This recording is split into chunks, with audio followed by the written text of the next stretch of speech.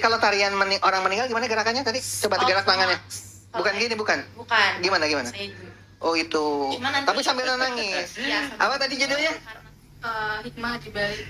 Hikmah dibalik musibah terhadap anak sulung Gubernur Jawa Barat.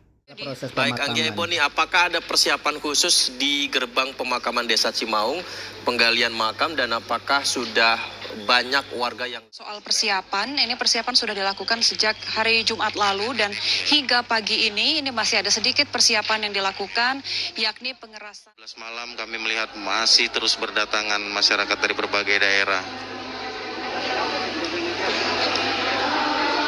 Dan beliau itu kan disebut dalam rangka apa sih?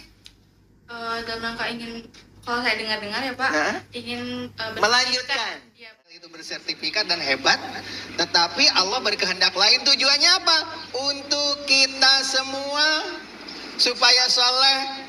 Sebab kalian atau kita termasuk Bapak sendiri belum tentu meninggal disalatkan dengan jumlah yang sekian spektakulernya. Mungkin salat jenazah terbanyak di dunia bisa jadi ya, karena semua sekolah hari ini berdoa. Mari kita bersama-sama berdoa untuk ketenangan keluarga Bapak Ridwan Kamil dan keluarga semuanya ya.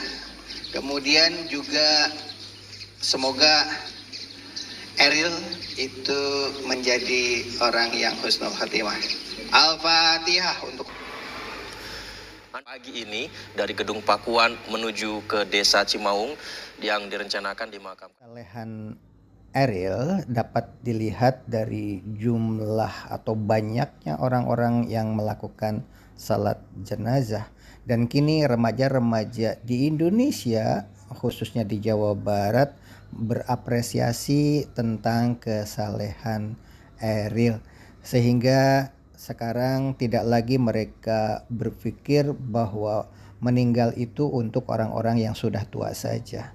Ternyata Eril yang sehat dan bisa berenang, bahkan memiliki sertifikat untuk berenang saja mengalami musibah seperti itu.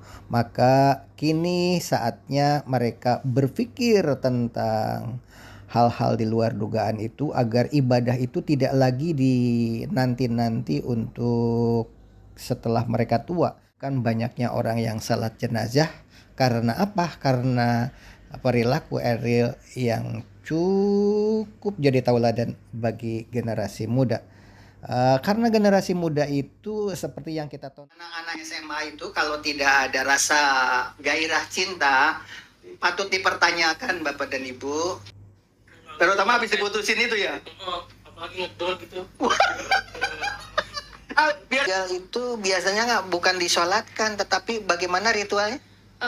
Ditari, biasanya nari Pak. Terus yang nari siapa? Pesta adat, namanya pesta adat. Jadi yang nari-nari itu yang ikut berbelasungkawa.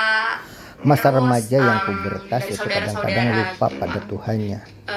Oleh sebab itu maka sejak ada peristiwa Eril ini mereka mulai berpikir tentang kematian. Seperti tampak di dalam video berikut ini yang menceritakan tentang masalah cinta dan dampak dari sakit hati yang perlu dipikirkan. Itu Batak Toba Pak. Oh itu Batak Toba. Masalah cinta dan kematian jadi kalau tarian pun dibahas lintas agama seperti tampak dalam video berikut ini.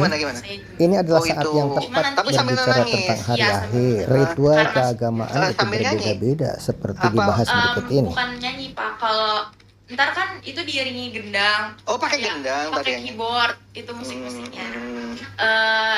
Itu mungkin kalau misalnya lagi sedih atau tapi sambil nangis ya? Iya sambil nangis. Itu Pak, dia sambil mengungkapkan apa di isi hatinya sambil diiringi musik gitu Pak. Lagunya biasanya tentang apa?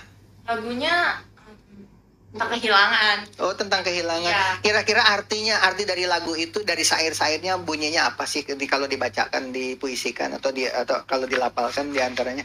Biasanya itu bahasa Batak ya? Yang saya selama ini lihat ya Pak, itu dia mengungkapkan semua yang yang telah terjadi di kehidupannya itu, kayak diceritakan kebaikan-kebaikannya, kenapa cepat pergi seperti itu.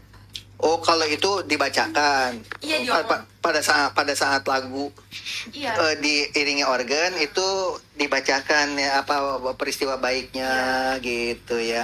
Tapi lagunya itu sendiri ada syairnya nggak? Enggak, biasanya sih jarang Pak kalau yang nyanyinya nyanyi kehilangan aja Pak gitu.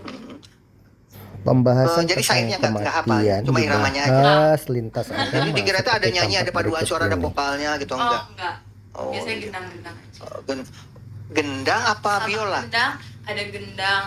Gendangnya itu bisa dari keyboardnya juga gitu Pak. Oh iya, ada irama gendang ya. Iya. Ah. Itu menyesuaikan sama tariannya. Jadi kalau misalnya gendangnya, biasanya kalau sedang berduka, Berapa orang yang nyanyi biasanya ya keluarga intinya aja Pak. di panggung gitu ya? Enggak di panggung. Jadi itu ada aula besar. Uh-uh. Situ ada depannya itu ada jenazahnya seperti itu. Nah, itu kita kelilingin. Berapa hari sih sebenarnya biasanya jenazahnya ada di rumah sebelum dikuburkan? Tergantung dari pihak saudaranya menyetujuinya tuh akan ada. Dengan peristiwa pemakaman Ariel ini, kini di setiap sekolah banyak yang melakukan salat jenazah dan podcast pun berbicara tentang kematian lintas agama. Terlepas dari agamanya apa, kini semuanya ikut terharu mengantarkan jenazah melihat dari layar YouTube atau layar televisi sambil membahas tentang kematian itu akan datang. Kulun nafsin dha'iqatul maut. Semua remaja lintas agama membahas tentang kematian seperti di Batakaro, Batapak, Paksimalungun, Mandailing dan sebagainya, dan dibandingkan pula dengan ritual keagamaan yang lain, dan ini adalah ritual keagamaan berdasarkan agama Islam. Dan ini adalah saat yang tepat untuk memberikan penjelasan kepada mereka tentang hari akhir, bahwa semua manusia akan meninggal. Masalah percintaan pun bisa dibimbing lewat cerita-cerita ini seperti tampak di dalam video Yang kedua berikut ada ini. coba selain Dean. Siapa ya? Ada sih Pak. Nggak ada. Oh berarti Iya. istimewa Dean ya. Enggak Pak. Kalau Dean ganteng nggak? Jadi tuh dia bisa basket gitu Pak. Jadi suka main basket juga. Iya sih, perempuan itu zaman dulu mah kan selalu masalah ganteng. Kalau sekarang itu bukan masalah ganteng, justru masalah seperti jago basket, jago nyanyi. Apa itu menjadi perhatian. Berarti emang hobi basket juga? Itu siapa ya? Mungkin temen ngobrol sama dia jadi nggak ada berasa bosennya. Kalau saya bosen sih dikit-dikit bosen. Oh ternyata Rinta itu bosenan ya. Paling lama nggak bosen berapa hari?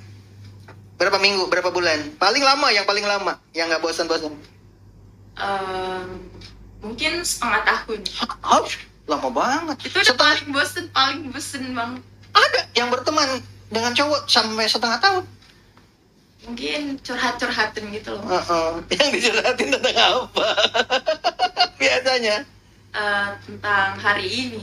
Kayak misalnya hari ini lagi abis ngapain aja, abis itu lagi ada apa aja. Sedang apa, di mana, habis berbuat apa gitu ya. Kepo banget. Itu ada tahapan-tahapan yang harus dilalui. Pertama harus olahraga dulu karena airnya di situ bukan air biasa. Airnya itu adalah cairan es yang meleleh. Itu namanya apa? Gletser ya. Cairan es yang meleleh kan berarti dingin. Maka sebelum itu harus pemanasan dulu. Setelah pemanasan mandi dulu di tempat air yang disediakan, di air pancuran yang sama dinginnya dengan sungai. Setelah itu berendam dulu. Setelah berendam barulah kemudian boleh terjun ke sungai. Ada yang loncat, ada yang juga dari pinggir perlahan baru kemudian ke air mengalir yang sangat deras sekali karena itu adalah sumber pembangkit listrik. Biasanya begitu terjun airnya mengalir dalam kecepatan yang sesuai dengan alir air itu dan tidak boleh membelakangi. Kalau alur airnya ke sana maka pandangan harus ke sana, tidak boleh membelakangi, dan selalu dilengkapi dengan peralatan pelampung. Kira-kira 1 kilo atau 500 meter akan naik ke permukaan sungai atau akan naik ke tebing, harus sudah bersiap-siap minggir. Jadi yang paling berat itu adalah ketika terjun dan ketika mau menepi. Anak-anakku sekalian, ternyata itu pun sudah dilalui karena Ariel bukan orang sembarangan. Dia sudah bersertifikat, memiliki ilmu tentang itu. Tetapi Allah berkehendak lain untuk kita semua. Makanya sekarang seluruh Jawa Barat sedang salat gaib bersama tadi malam. Dan ciri-ciri anak soleh diantaranya apa? 14 hari tidak ditemukan, tapi sekarang jasadnya masih utuh dan segar dan wangi. Secara ilmu pengetahuan, karena ada di dalam tempat yang dingin, cairan es membeku. Jadi 14 hari itu masih utuh. Yang berikutnya wangi, ya. Yang ketiga yang perlu kita renungkan bersama-sama, ciri-ciri anak saleh. Mungkin alim ulama sendiri tidak disalatkan sebanyak ini. Sekarang seluruh siswa SD, SMP, SMA sampai perguruan tinggi pada salat